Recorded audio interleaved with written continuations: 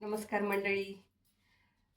थंडीच्या दिवसात जसं आरोग्याला स्निग्ध पदार्थांची गरज असते, तशी त्वचेला पण तिचं पोषण, तिचं खाद्य देण्याची गरज असते. म्हणजे कशाची? मसाज.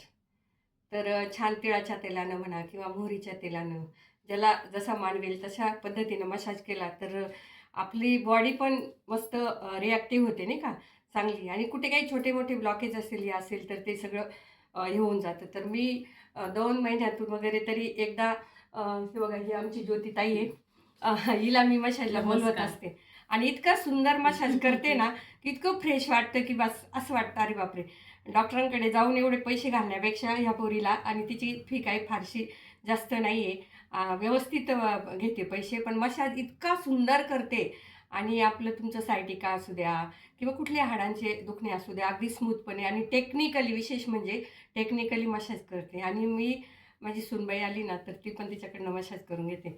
आणि आम्हाला सगळ्यांनाच आधी खूप कष्टाळू पोरगी आहे आणि बिचारी कष्टाने एवढं करते, तर तिला पण, तुम्हाला पण ना नक्की आवडेल तिच्या हातचा मसाज. एकदा करून बघा, खात्री करून घ्या आणि मग मला सांगा की ताई, तुम्ही जे रेफर केली होती ज्योतिताई, तर तिचा आम्हाला किती फरक पडला.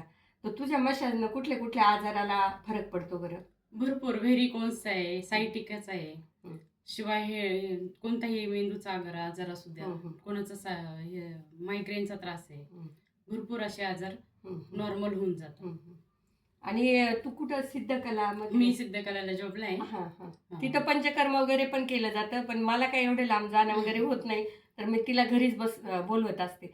आणि मला ऑलरेडी संधिवाताचा त्रास आहे ना, पण हो, तिच्याकडनं संपूर्ण आजार. मसाज करायला लागल्यापासून आहे ना, मला बऱ्यापैकी खूप खूप प्रमाणात फरक पडलाय. आणि तुम्ही पण एकदा नक्की ट्राय करा. तुम्हाला कोणाला हवं असेल ना, तर मला कॉल करा. मी तुम्हाला तिचा नंबर देईल.